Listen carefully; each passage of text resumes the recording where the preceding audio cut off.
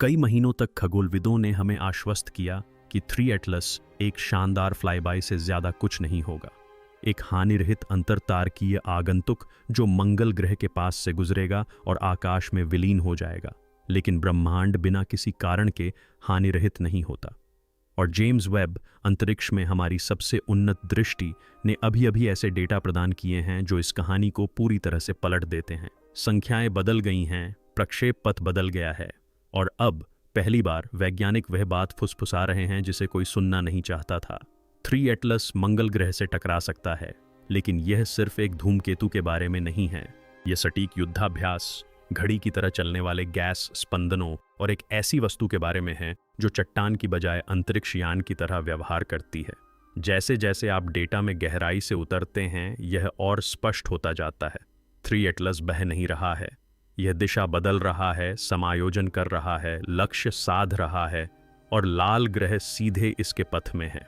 ये जो भी चीज है, इसने हमारे सौरमंडल को अभी तक पूरी तरह से नष्ट नहीं किया है। चलिए इसके बारे में विस्तार से जानते हैं। जब 1 जुलाई को 3I एटलस को पहली बार देखा गया तो यह किसी अन्य अंतरतारकीय पिंड की तरह ही लग रहा था।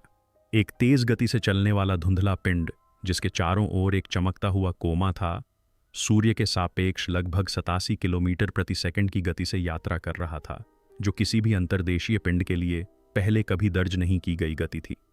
इस गति से यह पृथ्वी के चंद्रमा की दूरी को 80 मिनट से भी कम समय में पार कर लेता है। लेकिन वैज्ञानिकों को इसकी गति से नहीं बल्कि इसके व्यवहार से आश्चर्य हुआ। धूमकेतु आमतौर पर आंतरिक मंडल के पास पहुंचते ही धीमे हो जाते हैं, खंडित हो जाते हैं या स्थिर हो जाते हैं, लेकिन 3I एटलस ने धीरे धीरे लेकिन लगातार गति पकड़नी शुरू कर दी। और इससे भी अधिक चिंताजनक बात यह थी कि इसका प्रक्षेप पथ संकरा होने लगा। मामूली दिशा परिवर्तन स्पष्ट होने लगे और वस्तु का कोमा, उसके चारों ओर गैस और धूल का घेरा कुछ ही हफ्तों में चमक में 2 गुना हो गया। स्पेक्ट्रल विश्लेषण से पराबैंगनी ऊर्जा और कार्बन डाइऑक्साइड उत्सर्जन में तीव्र उछाल का पता चला, जो किसी भी धूमकेतु में पहले कभी नहीं देखा गया था। यह किसी जमे हुए चट्टान के टुकड़े की तरह बहने के बजाय एक निर्देशित मिसाइल की तरह व्यवहार कर रहा था। और तभी वेब के डीप फील्ड सेंसर ने कुछ ऐसा पकड़ा जिसने सब कुछ बदल दिया। पूंछ से लयबद्ध स्पंदन आ रहे थे। ये सूर्य की रोशनी से पिघलती बर्फ से निकलने वाली अराजक धाराएं नहीं थीं, बल्कि 17 मिनट के सटीक अंतराल पर होने वाले सुनियोजित धक्के थे। एक पैटर्न, एक संकेत, एक पैंतरेबाजी। वेब, जेमिनी साउथ और नासा की जेट प्रोपल्शन लेबोरेटरी द्वारा वस्तु पर नजर रखने के दौरान आंकड़े एक भयावह कहानी बयां करने लगे। जो पहले बाल बाल बचने जैसा लग रहा था, वह अब कहीं अधिक खतरनाक हो गया था। मंगल ग्रह से संशोधित प्रभाव दूरी मात्र 1.95 मिलियन किलोमीटर थी, जो ब्रह्मांडीय पैमाने पर नगण्य है। और इससे भी बुरी बात यह है कि सिमुलेशन से पता चला कि 10 किलोमीटर प्रति सेकंड की अतिरिक्त गति भी, जो उन गैस स्पंदनों में पहले से मापी जा रही गति का एक अंश मात्र है, इसके मार्ग को बदलकर सीधे मंगल ग्रह से टकराने के लिए पर्याप्त हो सकती है। जरा सोचिए, बस एक हल्का सा धक्का, एक हल्की सी ताकत और मंगल ग्रह केंद्र बन जाता है। प्राकृतिक पिंडों में इस स्तर का नियंत्रण पहले कभी नहीं देखा गया। ऐसा लगता है मानो एटलस अपने ही उत्सर्जन को सूक्ष्म थ्रस्टर की तरह इस्तेमाल कर रहा हो और अंतरिक्ष यान की तरह अपनी गति को समायोजित कर रहा हो। इससे भी अधिक चौंकाने वाली बात यह है कि ये ताकतें ग्रह के कक्षीय तल के साथ पूरी तरह से संरेखित हैं। वैज्ञानिक अब केवल किसी वस्तु का पीछा नहीं कर रहे हैं, वे इसके लक्ष्य पर नजर रख रहे हैं, और प्रभाव का समय लगातार कम होता जा रहा है। 19 से 30 सितंबर के बीच कोई भी एक विस्फोट इसे चरम सीमा तक पहुंचा सकता है।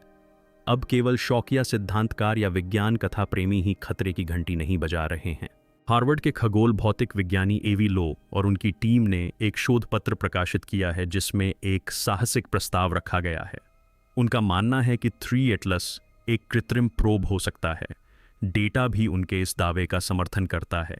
मार्स रिकॉन्सेंस ऑर्बिटर और गोल्डस्टोन एंटेना से प्राप्त रडार तरंगों ने धातु जैसी प्रतिध्वनियां लौटाई, न कि सामान्य धूमकेतुओं की तरह कोमल जलमय ध्वनियां। नासा के आंतरिक सूत्रों ने रडार परावर्तनों को अब तक देखे गए किसी भी प्रतिबिंब से अलग बताया है। इसके अलावा शौकिया तौर पर ली गई उच्च एक्सपोजर वाली तस्वीरों में दिखाई देने वाली हरी सुई जैसी धाराओं को भी इसमें जोड़ दें। मंगल ग्रह की ओर अभिसरित होती 3 चमकती किरणें निकास छिद्रों के साथ तालमेल बिठाते हुए स्पंदित हो रही हैं और इससे तस्वीर निर्विवाद हो जाती है। यह वस्तु स्वाभाविक रूप से व्यवहार नहीं कर रही है। लोग एक ऐसे परिदृश्य का सुझाव देते हैं जिसमें 3 एटलस जानबूझकर मंगल ग्रह को निशाना बना रहा हो ताकि उससे टकरा जाए या इससे भी बदतर कुछ पहुंचाए। जांचयान, संकेत, बीजाणु जो भी हो, यह कोई संयोग नहीं है। मंगल ग्रह की ओर शल्य चिकित्सा के इरादे से बढ़ा जा रहा है और मानवता एक ऐसे ऑपरेशन को अपनी आंखों के सामने घटते हुए देख रही है जिसे हम मुश्किल से ही समझ पाते हैं। अगर यह टकराता है तो क्या होगा? इसका जवाब लगभग समझ से परे है। लगभग 10 अरब टन के अनुमानित द्रव्यमान और मंगल के सापेक्ष 57 किलोमीटर प्रति सेकंड की गति के साथ अगर यह टकराता है तो 20 लाख मेगाटन से अधिक ऊर्जा उत्सर्जित होगी। यह पृथ्वी के इतिहास में हुए सबसे शक्तिशाली परमाणु विस्फोट से हजारों गुना अधिक है। गड्ढा 60 किलोमीटर चौड़ा और 5 किलोमीटर गहरा होगा और मंगल की कक्षा में मलबा बिखेर देगा, जिसमें से कुछ अंतर्ग्रहीय अंतरिक्ष में भी जा सकता है। और हाँ, इसका मतलब यह है कि इसका कुछ हिस्सा अंततः पृथ्वी तक भी पहुंच सकता है, लेकिन इसके परिणाम केवल चट्टानों और धूल तक ही सीमित नहीं हैं। मंगल दर्जनों वैज्ञानिक उपकरणों, रोवरों, परिक्रमा करने वाले अंतरिक्ष यानों, जीवन की खोज करने वाले प्रयोगों और दशकों के जलवायु अभिलेखों का घर है। किसी भी तरह के टकराव से सिर्फ मशीनें ही नष्ट नहीं होंगी, इससे दशकों का शोध मिट जाएगा, संचार व्यवस्था ठप हो जाएगी और संभवतः ऐसे प्रदूषण की घटनाएं भड़क उठेंगी जिनके लिए हम बिल्कुल भी तैयार नहीं हैं। ईएसए, रोस्कोस्मोस, सीएनआईएसए और जेएक्सए ने ग्रह रक्षा संबंधी चर्चाएं शुरू कर दी हैं, लेकिन किसी परग्रही बेड़े के खिलाफ नहीं, बल्कि एक ऐसी वस्तु के खिलाफ जो किसी वाहन की तरह व्यवहार कर रही है। कहा, कई वर्षों से वैज्ञानिक यह अनुमान लगाते आ रहे हैं कि मंगल ग्रह पर कभी जीवन था और शायद आज भी इसकी जंग लगी सतह के नीचे गहराई में जीवन मौजूद है। सतह के नीचे झीलें, सुप्त सूक्ष्म जीव और बर्फ की मोटी परत के नीचे दबे प्राचीन पारिस्थितिकी तंत्र। यही एक मुख्य कारण है कि हमने इतने सारे रोवर, ऑर्बिटर और लैंडर भेजे हैं। लेकिन अगर 3 आंखों वाला एटलस मंगल से टकराता है तो यह सब एक जैविक रहस्य बन जाएगा। टक्कर से उत्पन्न अत्यधिक गर्मी केवल सतह को वाष्पीकृत नहीं करेगी, यह मंगल की पपड़ी की गहरी परतों को फाड़ देगी, जिससे ऐसे भंडार उजागर हो जाएंगे जहां हम कभी नहीं पहुंचे हैं। और अगर यह एटलस अपने उत्सर्जन पथों में जैविक अणु या इससे भी बदतर कृत्रिम जीव विज्ञान को समाहित किए हुए है, तो पृथ्वी से स्वतंत्र विकास का मंगल ग्रह के जीव विज्ञान के साथ संलयन ग्रह स्तर पर आनुवंशिक संदूषण का कारण बन सकता है। कुछ जीव विज्ञानी इसे विपरीत पैंसपर्मिया कहते हैं। यह मंगल से पृथ्वी पर जीवन का प्रसार नहीं है, बल्कि मंगल ग्रह पर जानबूझकर जीवन की स्थापना है। इससे एक भयावह प्रश्न उठता है, क्या होगा यदि लक्ष्य विनाश था ही नहीं? क्या होगा यदि वस्तु एक वितरण प्रणाली है और मंगल ग्रह एक इनक्यूबेटर है? है जैसे ही 3 आंखों वाला एटलस मंगल ग्रह के सबसे करीब पहुंचा, जेम्स वेब टेलीस्कोप ने अंतिम गहन स्कैन के लिए उस वस्तु पर ध्यान केंद्रित किया। परिणाम को 48 घंटों तक गोपनीय रखा गया, जिसके बाद उसका एक हिस्सा सार्वजनिक किया गया। लेकिन वेब प्रोजेक्ट के भीतर से लीक हुई जानकारी एक कहीं अधिक भयावह कहानी बयां करती है। नर्स और मेरी उपकरणों ने कृत्रिम पॉलीमर, पृथ्वी पर निर्मित प्लास्टिक से मिलते जुलते अणुओं और प्राकृतिक गैसों के साथ मिश्रित कार्बन नैनो ट्यूबों के अंशों का पता लगाया। ये ऐसी संरचनाएं नहीं हैं जो निर्वात में या धूमकेतु के ताप के दौरान बनती हैं। ये कृत्रिम रूप से निर्मित पदार्थ हैं। वेब स्पेक्ट्रोग्राफ ने लगातार समस्थानिक विसंगतियों का भी पता लगाया, विशेष रूप से कार्बन और हाइड्रोजन में, जो सौरमंडल में किसी भी ज्ञात वस्तु से मेल नहीं खाती हैं। संक्षेप में, 3 आई एटलस में ऐसी चीजें मौजूद हैं जो अंतरिक्ष में नहीं होनी चाहिए, और ये सभी सीधे एक ऐसे ग्रह की ओर बढ़ रही हैं जो अभी भी जीवित हो सकता है। वेब का डेटा प्रमुख अंतरिक्ष एजेंसियों के साथ निजी तौर पर साझा किया गया था। आपातकालीन कार्य बलों का गठन नहीं किया गया था क्योंकि हम इसे रोक सकते थे, लेकिन क्योंकि हमारे पास यह पता लगाने के लिए समय कम होता जा रहा था कि यह वास्तव में क्या है। जैसे जैसे दहशत बढ़ती गई, नासा ने एक चौंकाने वाला कदम उठाया। चुप्पी। नियमित प्रेस विज्ञप्तियां बंद हो गईं। परसेवरेंस और टैनविन 1 से प्राप्त टेलीमेट्री फीड में अंतराल दिखाई देने लगे। संभावित प्रभाव परिदृश्यों से संबंधित प्रश्नों को दूसरी दिशा में मोड़ दिया गया। कुछ बदल गया था, और फिर एक गोपनीय संदेश में, जिसे बाद में एक आंतरिक मुखबिर ने लीक कर दिया, एक वाक्यांश दिखाई दिया। इम्पैक्ट प्रोटोकॉल शुरू किया गया। इसका क्या मतलब है? कोई भी निश्चित रूप से नहीं जानता, लेकिन अंदरूनी सूत्रों का दावा है कि पृथ्वी पर स्थित स्टेशनों से मंगल ग्रह पर कार्यरत सभी उपकरणों को एन्क्रिप्टेड संकेतों की एक श्रृंखला भेजी गई थी। यह बात अजीब है क्योंकि 3 एटलस को मोड़ने या रोकने का कोई ज्ञात तरीका नहीं है। हाँ, अगर उन संकेतों का उद्देश्य मंगल ग्रह की रक्षा करना नहीं बल्कि उसे तैयार करना था तो बात अलग है। अगर 3 एटलस एक बुद्धिमान प्रणाली है, भले ही अर्ध स्वायत्त हो, तो यह ऊर्जा संकेतों, कक्षीय बीकन या एनकोडेड स्पंदनों पर प्रतिक्रिया कर रही होगी। और अगर पृथ्वी ने उन प्रणालियों को चालू कर दिया है तो हमने शायद यह पुष्टि कर दी है कि हम सुन रहे हैं। इससे भी बुरा, हमने शायद यह पुष्टि कर दी है कि हम प्रतिक्रिया दे रहे हैं। और इस वस्तु के पीछे जो भी बुद्धि है, अगर कोई है, तो अब उसे पता चल गया है कि हम इसके बारे में जानते हैं। SETY संस्थान के क्रिप्टोग्राफरों की एक टीम ने कुछ ऐसा किया जिसकी किसी ने कल्पना भी नहीं की थी। उन्होंने वर्तमान प्रक्षेप पथ, निकटतम पहुंच का समय, वेग और गुरुत्वाकर्षण सदिशों जैसे डेटा बिंदुओं को लिया जो पृथ्वी पर प्रत्येक खगोल शास्त्री को ज्ञात हैं, और उन्हें बाइनरी में परिवर्तित किया। फिर उन्होंने गहरे अंतरिक्ष संदेश भेजने में उपयोग किए जाने वाले मानक संपीड़न एल्गोरिदम लागू किए। जो परिणाम सामने आया वह मात्र यादृच्छिक डेटा नहीं था, यह संरचित और दोहराव वाला था। इसमें संख्यात्मक अंतरालों की एक श्रृंखला थी जो परमाणु संख्याओं के अनुरूप थी। 6, 8, 14, 26 कार्बन, ऑक्सीजन, सिलिकॉन, लोहा, जीवन और मशीनों दोनों के मूलभूत तत्व। लेकिन इनके बीच अभाज्य संख्याओं की उलटी गिनती और संदेश भेजने के प्रोटोकॉल के अनुरूप अंतराल भी दिखाई दे रहे थे। संक्षेप में, 3 एटलस का पूरा उड़ान पथ गतिमान संकेत हो सकता है, एक ऐसा संदेश जो रेडियो के माध्यम से नहीं बल्कि व्यवहार, समय और उपस्थिति के माध्यम से दिया गया हो। इसका अर्थ यह होगा कि हम केवल मंगल ग्रह की ओर जाने वाले प्रक्षेप पथ का अवलोकन नहीं कर रहे हैं, हम एक संचार घटना के साक्षी बन रहे हैं, और प्रभाव का क्षण स्वयं संदेश का हिस्सा है।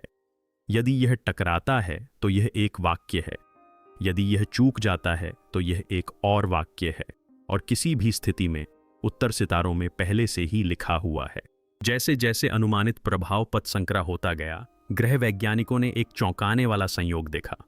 3I एटलस के अद्यतन प्रक्षेप पथ ने एक संकरे गलियारे को पार किया जो एलिसियम प्लेनेशिया के ठीक ऊपर से गुजरता है, जो मंगल ग्रह का एक भूवैज्ञानिक रूप से युवा क्षेत्र है और अपनी असामान्य रूप से सममित सतह विशेषताओं के लिए जाना जाता है। उपग्रह चित्रों ने संकेंद्रित लकीरों, सर्पिल जैसी धाराओं और ऐसी संरचनाओं को प्रकट किया जो आश्चर्यजनक रूप से फिबोनाची पैटर्न की नकल करती हैं। ये कोई नई बात नहीं थी, लेकिन जिसने सबका ध्यान खींचा वह यह था कि 3 आंखों वाले एटलस के अवतरण की सटीक दिशा केंद्रीय गड्ढे के साथ संरेखित थी। एक पूर्णतः गोलाकार गड्ढा जिसकी चौड़ाई 3.5 किलोमीटर से कम थी। इसके उद्गम का कोई जात स्रोत नहीं था, न ही कोई ज्वालामुखी अवशेष, लेकिन इस गड्ढे के ठीक बीच में क्रिस्टलीय सिलिकेट्स का एक निक्षेप था जिनके अपवर्तक गुण मंगल ग्रह पर कहीं और नहीं पाए जाते। सौर विकिरण पड़ने पर वे नियमित अंतराल पर अवरक्त प्रकाश की संक्षिप्त तरंगें उत्सर्जित करते हैं। अधिकांश लोगों ने इसे एक भूवैज्ञानिक जिज्ञासा मानकर खारिज कर दिया, लेकिन अब वैज्ञानिक ये सवाल उठा रहे हैं कि क्या यह बेसिन एक आकस्मिक संरचना थी या कोई संकेत, कोई मिलन बिंदु, और यदि ऐसा है तो इसके निर्देशांक किसने निर्धारित किए।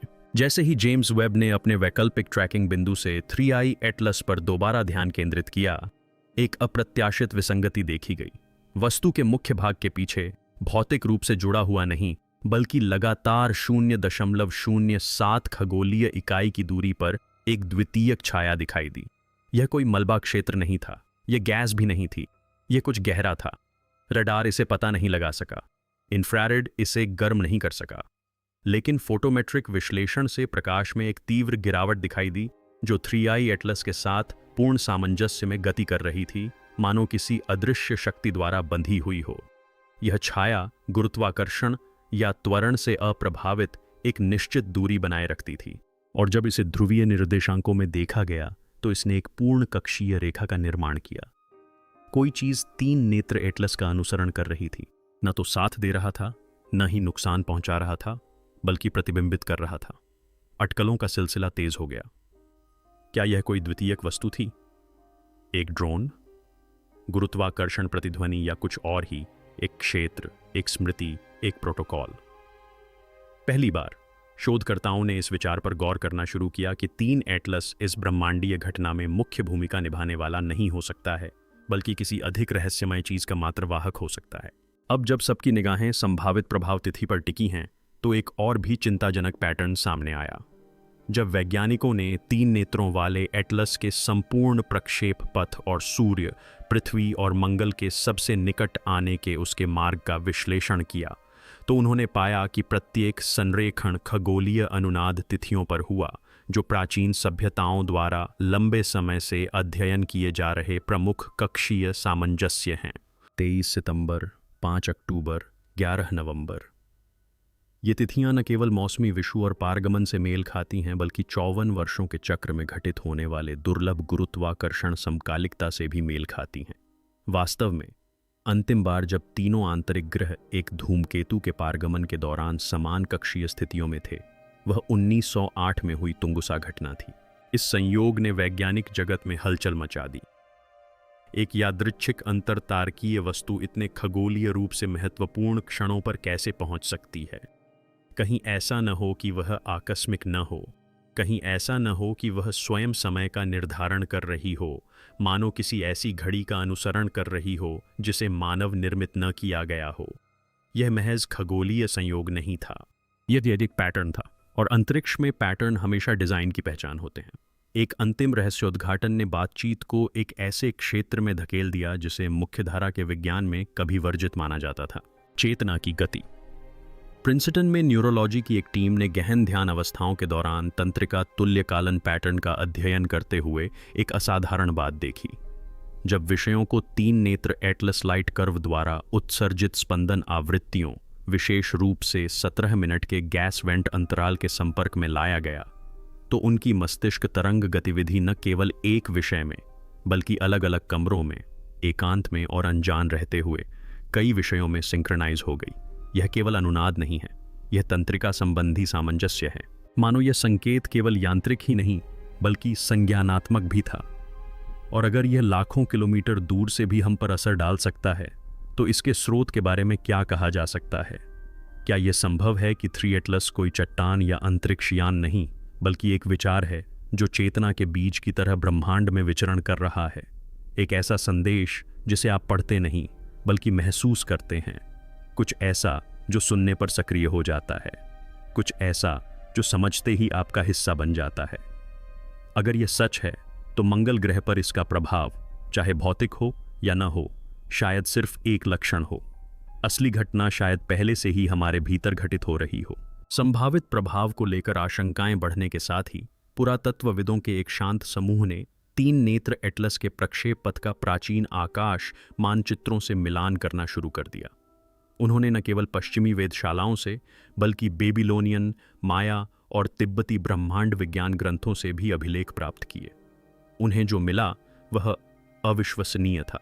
ज्वाला सर्प के नाम से जाना जाने वाला एक पैटर्न विभिन्न संस्कृतियों में दिखाई देता है, जो एक खगोलीय पिंड का वर्णन करता है जो बाहरी अंधकार से उतरता है, सूर्य के पास असामान्य रूप से मुड़ता है और लाल देवता मंगल की ओर बढ़ता है। यह पैटर्न शिला उत्कीर्णन और यहाँ तक कि गुफाओं की नक्काशी में भी दोहराया गया है, जिनमें से प्रत्येक में एक ही घुमावदार पथ को दर्शाया गया है। लेकिन एक सेट सबसे अलग था। ताउनाको से मिला एक पूर्व का कैलेंडर पत्थर धूमकेतु के उतरने के बाद मंगल ग्रह से निकलने वाली 4 विकिरणित रेखाओं को दर्शाता है। फोटोग्रामी तकनीक से विश्लेषण करने पर ये रेखाएं मंगल ग्रह पर उल्कापिंड के टकराने की स्थिति में वेब द्वारा अनुमानित मलबे के फैलाव के पैटर्न से मेल खाती हैं। इसका क्या अर्थ है? इसका मतलब है कि किसी ने इस घटना को पहले से ही भांप लिया था, इस सदी में नहीं, बल्कि हजारों साल पहले। इससे संकेत मिलता है कि 3 नेत्रों वाला एटलस महज इतिहास का एक हिस्सा नहीं है, यह इतिहास का पुनरावर्तन हो सकता है। और मंगल ग्रह लक्ष्य नहीं, बल्कि इसका कारण हो सकता है। फिर कुछ ऐसा हुआ जिसकी किसी ने उम्मीद नहीं की थी। ExoMars trace gas on orbiter, जो ऊर्जा बचाने के कारण कई दिनों से शांत था, ने मंगल ग्रह के ऊपरी वायुमंडल में जेनॉन आइसोटोप की मात्रा में अचानक वृद्धि देखी। पहले तो वैज्ञानिकों ने इसे सौर विकिरण समझा, लेकिन संरचना पूरी तरह गलत थी। यह ऊपर से नहीं आ रहा था, बल्कि नीचे से आ रहा था, और सटीक रूप से कहें तो मंगल ग्रह के सबसे भूवैज्ञानिक रूप से अस्थिर क्षेत्रों में से एक सेबेरस फोसाई के पास गहरी दरारों से भूकंपीय गतिविधि में अचानक वृद्धि हुई। सतह के नीचे की परतों में तापमान 3 डिग्री केल्विन तक बढ़ गया और एक ऐसे अप्रत्याशित मोड़ ने वैज्ञानिक समुदाय को सन्नाटे में डाल दिया जब मैग्नेटोमीटर रीडिंग ने एक कमजोर लेकिन संरचित चुंबकीय स्पंदन का पता लगाया जो हर 17 मिनट में दोहराया जाता था। ठीक उसी अंतराल पर जब आईए एटलस के 3 गैस उत्सर्जन हुए थे। अब यह सवाल नहीं रह गया था कि वस्तु टकराएगी या नहीं। सवाल यह उठने लगा कि क्या मंगल ग्रह पहले से ही इसके लिए तैयारी कर रहा था। मानो ग्रह पर कोई खतरा मंडरा नहीं रहा था, बल्कि वह सक्रिय हो रहा था। भूपर्पटी के भीतर कुछ ऐसा था जो हजारों वर्षों से सुप्त था, अचानक हलचल शुरू हो गई थी। हर गुजरते घंटे के साथ प्रभाव का विचार एक भौतिक घटना से अधिक एक अस्थायी घटना बनता चला गया। वेब टीम ने देखा कि 3 आंखों वाले एटलस से प्रकाश में होने वाले उतार चढ़ाव अब टिप्पणी के अनुरूप नहीं थे, किया थे। इसके बजाय उन्होंने एक पुनरावर्ती स्तरित समय अनुक्रम का पालन किया।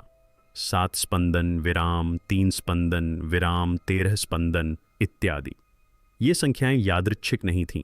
जब इन्हें जोड़ा गया तो इन्होंने फिबोनाची पर आधारित एक सर्पिल आकृति बनाई जो अक्सर जैविक विकास, स्मृति एन्कोडिंग और यहाँ तक कि मानव डीएनए के कुंडलित होने से जुड़ी होती है। गणितज्ञों और क्रिप्टोग्राफरों ने इसे समझने के लिए मिलकर काम किया और एक चौंकाने वाली परिकल्पना पर पहुंचे। 3 एटलस समय को प्रसारित कर रहा है, लेकिन सेकंड या घंटों में नहीं बल्कि चक्रों में। महाकाव्य वस्तु का आना मात्र नहीं है, यह तालमेल बिठा रही है। उलटी गिनती, जैसा कि पता चलता है, टकराव के क्षण तक नहीं है, यह प्रतिध्वनि तक है। ऊर्जा, कक्षा और चेतना का अभिसरण, और यदि यह उलटी गिनती समाप्त होती है तो शायद इससे कोई विस्फोट न हो बल्कि एक बदलाव आए। धारणा में बदलाव, या शायद वास्तविकता के उस ढांचे में ही बदलाव आ जाए जिसे हम जानते हैं। अनुमानित प्रभाव से ठीक 72 घंटे पहले एक संकेत का पता चला। यह निम्न आवृत्ति वाला अवरक्त ध्वनि वाला संकेत था जो मानव कानों को सुनाई नहीं देता था, लेकिन इसकी तरंग रूपता स्पष्ट थी। यह अंतरिक्ष से नहीं आ रहा था, यह मंगल ग्रह से टकराकर भी नहीं आ रहा था। यह सौर मंडल के सबसे बड़े ज्वालामुखी ओलंपस मॉन्स के नीचे से उत्पन्न हो रहा था। यह क्षेत्र, जिसे लंबे समय से भूवैज्ञानिक रूप से निष्क्रिय माना जाता था, अचानक एक संरचित हार्मोनिक आवृत्ति उत्सर्जित करने लगा जिसे ईएसए, सीएनआईएसए और नासा के ऑर्बिटरों द्वारा स्वतंत्र रूप से कैप्चर किया गया। यह संकेत किसी भी जात प्राकृतिक घटना से मेल नहीं खाता था, लेकिन जब इसे अलग करके स्पेक्ट्रोग्राम के रूप में देखा गया तो इसने एक सर्पिल आकृति बनाई जो सूर्य के सबसे निकट आने के दौरान एटलस ज्वालामुखी द्वारा उत्सर्जित तरंग रूप का दर्पण थी। वैज्ञानिक जगत सन्नाटे में डूब गया। किसी ग्रह द्वारा किसी वस्तु के आने से पहले ही प्रतिक्रिया देने का क्या अर्थ है? क्या ओलंपस मॉन्स केवल प्रतिध्वनि है या यह संवाद कर रहा है? क्या मंगल ग्रह इसी क्षण का इंतजार कर रहा था? और इससे भी महत्वपूर्ण बात यह है कि यदि यह मंगल ग्रह का जागना है तो जब वह अंततः अपनी आंखें खोलेगा तो क्या होगा? जैसे जैसे अंतिम घंटे बीतते गए, एक भूले हुए डेटा सेट से एक अनोखी खोज सामने आई। लगभग 2 दशक पहले मार्स ऑडिसी ऑर्बिटर द्वारा लिया गया एक पुराना थर्मल स्कैन। इसमें यूटोपिया प्लेनिशिया की सतह के नीचे एक धुंधली ऊष्मा का संकेत दिखाई दिया, जिसे उस समय सौर परावर्तन शोर मानकर खारिज कर दिया गया था। लेकिन जब 3 नेत्र एटलस दृष्टिकोण के बाद उसी क्षेत्र को फिर से स्कैन किया गया तो ऊष्मा का पैटर्न न केवल वापस आ गया बल्कि बढ़ गया और अब डी और एम जीवाश्मों की पत्थर की दीवारों पर उकेरे गए एक प्राचीन चिन्ह के आकार से मेल खाता था। मानव आंख से मुश्किल से दिखाई देने वाला यह चिन्ह एक अवरोही सर्पिल को एक वृत्त से टकराते हुए, और ऐसा प्रतीत होता है जैसे 2 ग्रहीय गोले संपर्क के क्षण में संरेखित हों, दर्शाता है। इसके निहितार्थ चौंकाने वाले थे। मंगल ग्रह में न केवल भूविज्ञान की बल्कि एक गुप्त खगोलीय अतीत की स्मृति भी हो सकती है। क्या होगा यदि मंगल केवल एक ग्रह नहीं है? क्या होगा अगर यह एक रिकॉर्डिंग डिवाइस हो और 3 एटलस प्लेबैक कुंजी हो? तब कुछ असंभव सा घटित हुआ। ईएसए के मार्स एक्सप्रेस से प्राप्त उच्च रिजोल्यूशन वाली तस्वीरों में नॉक्टिस लैबिरिंथ्स के दक्षिण में धूल के मैदानों में हलचल दिखाई दी। न हवा, न रोवर की गतिविधि, बल्कि कुछ ऊपर उठ रहा था। रेत में एक पैटर्न बन रहा था। 2 पूर्णतः संकेंद्रित अंडाकार आकृतियां बाहर की ओर फैलती हुई प्रतीत हो रही थीं, मानो उन्हें नीचे से तराशा गया हो। 4 घंटे की अवधि में ये आकृतियां फैलती और बदलती रहीं जब तक कि उन्होंने एक स्पष्ट छवि का रूप नहीं ले लिया। एक आंख ठीक 23.5 डिग्री पर झुकी हुई थी, जो पृथ्वी का अक्षीय झुकाव है। इसका प्रतीकात्मक अर्थ बहुत गहरा था, मानो कोई आंख हमें देख रही हो या कोई दर्पण हमें हमारा ही रूप दिखा रहा हो। वैज्ञानिक जवाब खोजने में जुट गए पर कोई जवाब नहीं मिला। मंगल ग्रह ने पलक झपकाई थी, न लाक्षणिक रूप से, न काव्यात्मक रूप से, बल्कि शारीरिक रूप से, जानबूझकर। सतह के नीचे कुछ ऐसा था जो न केवल सचेत था, बल्कि हमारे बारे में, हमारी ज्यामिति के बारे में, हमारी दिशा के बारे में, और सबसे अधिक चिंताजनक रूप से हमारे संकेत के बारे में भी सचेत था। मानो इस पूरी घटना का पूर्वाभास हो, शायद हमारी प्रजाति के अस्तित्व में आने से बहुत पहले ही इसकी मांग की गई हो। सिग्नल ब्लैक यह कोई निष्क्रिय टिप्पणी की धूल नहीं थी। यह एक जीवंत कोड था जिसे अंतरिक्ष में जीवित रहने के लिए नहीं, बल्कि उसके माध्यम से संचारित होने के लिए बनाया गया था। जीवन कोशिकाओं के रूप में नहीं, बल्कि भाषा के रूप में। जैसे ही 3i एटलस अपने अंतिम पथ पर पहुंचा, वैश्विक खगोल विज्ञान नेटवर्क ने एक अंतिम संरेखण का मानचित्रण किया। मंगल, पृथ्वी और सूर्य कुछ समय के लिए एक सीधी रेखा में आ गए और 3i एटलस सूर्य के पारगमन के ठीक क्षण में अक्ष को काटने के लिए तैयार था। लेकिन यह महज एक कक्षीय संयोग नहीं था। यह प्रक्षेपण पृथ्वी पर पाए जाने वाले प्राचीन महापाषाण संरेखणों से मेल खाता था। स्टोनहेंज, नब्तापला, तेओतिवाकन सभी खगोलीय कोणों के उसी तरह की ओर इशारा करते थे। सहस्राब्दियों से मनुष्य अनजाने में इसी विन्यास की तैयारी में स्मारक बनाते रहे थे, और अब यह संरेखण दोहराया जाने वाला था, मिथक के रूप में नहीं, बल्कि एक क्रियाविधि के रूप में।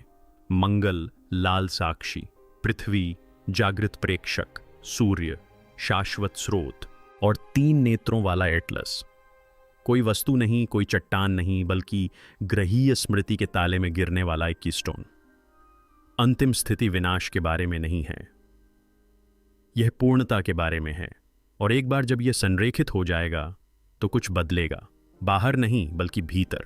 हमने आकाश की ओर देखा और सोचा कि हमें एक धूमकेतु दिखाई दिया, एक आवारा चट्टान, आकाशगंगा के किसी भूले हुए कोने से भटकता हुआ एक टुकड़ा।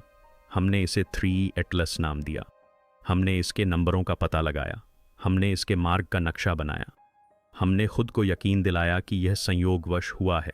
लेकिन जेम्स वेब टेलीस्कोप ने जो दिखाया वह संयोग नहीं था, यह एक अनुष्ठान था। यह वस्तु यूं ही नहीं आई थी, इसने एक क्रिया की थी, यह एक निश्चित स्थान पर पहुंची थी। इसने प्रतिक्रिया दी, और जैसे ही इसने सौर मंडल को पार किया, हर ग्रह जिससे यह गुजरा फुसफुसाते हुए जवाब देने लगा। संकेत, स्पंदन, संरेखण, कोड। मंगल ने सिर्फ प्रतिक्रिया नहीं दी, इसे याद था। मानो यह इसकी पहली मुलाकात न हो, मानो यह क्षण ग्रहों की संरचना, गड्ढों की धूल, स्वयं गुरुत्वाकर्षण के स्पंदन में अंकित हो। और अब एक अंतिम चाल के साथ 3 नेत्रों वाले एटलस ने अपनी स्थिति ले ली है, नष्ट करने के लिए नहीं, बल्कि कुछ पूरा करने के लिए। एक पैटर्न, एक उलटी गिनती, एक अभिसरण। मंगल ग्रह भले ही मंच हो, लेकिन पृथ्वी, हम दर्शक हैं। और हमें कभी भी निष्क्रिय दर्शक बनने के लिए नहीं बनाया गया था। हम हमेशा से ही इस योजना का हिस्सा थे। हमने जितने भी टेलीस्कोप बनाए, जितने भी सिग्नल भेजे, जितने भी सिद्धांतों का मजाक उड़ाया, सब कुछ सुना गया। अंतिम प्रभाव भले ही भौतिक न हो सकता है कि इससे कोई गड्ढा न बने, लेकिन इसने मंगल ग्रह, जीवन और खुद के बारे में हमारे ज्ञान को बदलना शुरू कर दिया है। क्योंकि अंत में 3 एटलस मंगल ग्रह से नहीं आए थे, वे हमारा ध्यान आकर्षित करने आए थे। और अब जब उन्होंने हमारा ध्यान आकर्षित कर लिया है, तो हमें पूछना होगा आगे क्या होगा। सब्सक्राइब करें क्योंकि यह कहानी अभी खत्म नहीं हुई है। नोटिफिकेशन चालू करें क्योंकि आगे जो होगा वह टीवी पर नहीं दिखाया जाएगा। इस वीडियो को किसी ऐसे व्यक्ति के साथ शेयर करें जो अब भी सोचता है कि हम अकेले हैं। और हमें कमेंट्स में बताएं, क्या आपको लगता है कि 3 एटलस एक दुर्घटना थी या कोई आमंत्रण? क्योंकि शायद, बस शायद, मंगल ग्रह पर कोई प्रभाव पड़ने वाला नहीं है। शायद सच्चाई का सामना हमें ही करना पड़ रहा है।